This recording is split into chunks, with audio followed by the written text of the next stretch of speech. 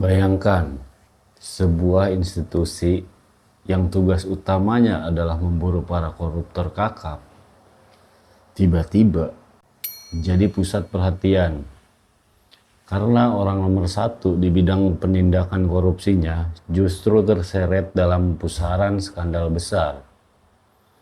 Nama Febri Adriansyah, sang jaksa agung muda bidang tindak pidana khusus atau Jampitsus, selama ini dikenal sebagai sosok garang yang menenggelamkan kasus-kasus mega korupsi. Tapi, bagaimana jika sang pemburu justru dituduh bermain di air yang keruh? Hari ini kita akan bongkar lini masa, kontroversi, dan plot twist dari salah satu skandal paling mengguncang di lingkungan Korps Adiaksa. Benarkah ada konspirasi? Atau ini adalah kejatuhan dari sang penegak hukum? Kejaksaan Agung kembali menyoroti perkara korupsi tata niaga timah yang disebut sebagai salah satu kasus terbesar dalam sejarah Indonesia. Penyidikan tindak pidana khusus Kejaksaan Agung, Febri Ardiansyah mengatakan tuntutan hukuman badan berupa penjara seumur hidup memungkinkan untuk diajukan. Sebelum kita masuk ke dalam pusaran konfliknya, kita harus tahu dulu siapa Febri Adriansyah. Di dunia hukum Indonesia, jabatan Jampitsus itu ibarat ujung tombak paling tajam. Tugasnya menyetir penyelidikan kasus korupsi skala raksasa yang merugikan negara triliunan rupiah. Di bawah kepemimpinannya, Jampitsus sempat banjir pujian.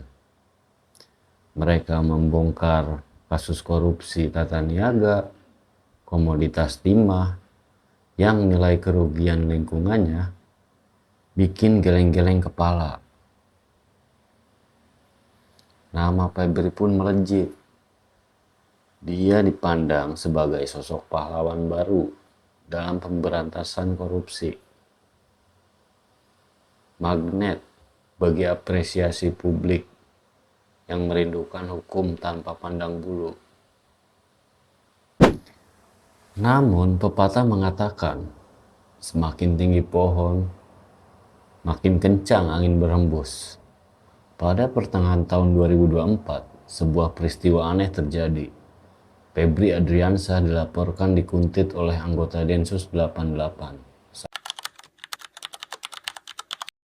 saat sedang makan malam di sebuah restoran di Jakarta Selatan.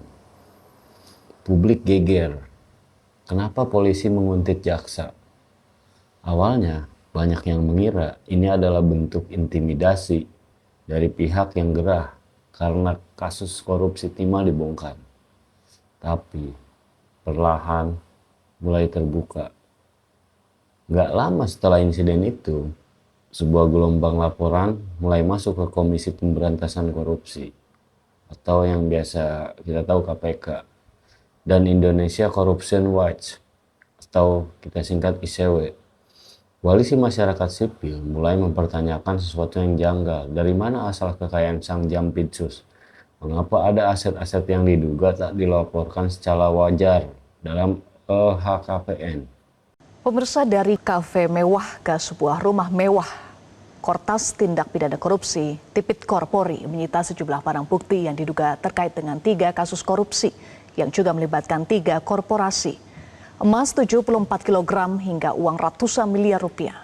Pertanyaannya, apakah ada kong kali kong di balik murahnya harga lelang tersebut? Siapa yang diuntungkan? Laporan demi laporan dialamatkan kepada Febri, menuduh adanya kerugian negara yang timbul justru dari proses penyelamatan aset yang ia pimpin. Sang pemburu koruptor kini berada di kursi panas, dituding melakukan hal yang selama ini ia perangi.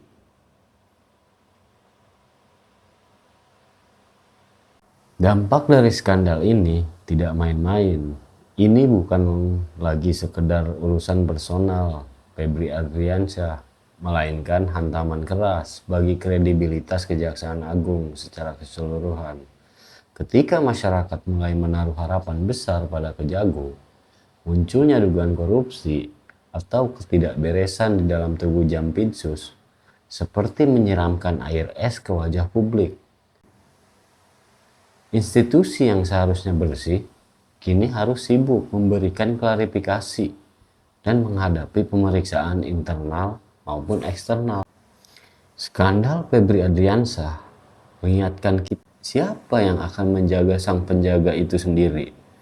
Di negara hukum, tidak boleh ada satu orang pun yang kebal dari pemeriksaan, bahkan seorang Jampitsus sekalipun. Proses hukum yang transparan adalah satu-satunya cara untuk membuktikan apakah ini murni kriminalitas ataukah sekedar politisasi jabatan. Bagaimana pendapat kalian tentang kasus ini? Apakah menurut kalian ini adalah murni kasus korupsi atau ada perang bintang di baliknya? Tulis pendapat kalian di kolom komentar di bawah. Jangan lupa klik like, share, dan subscribe.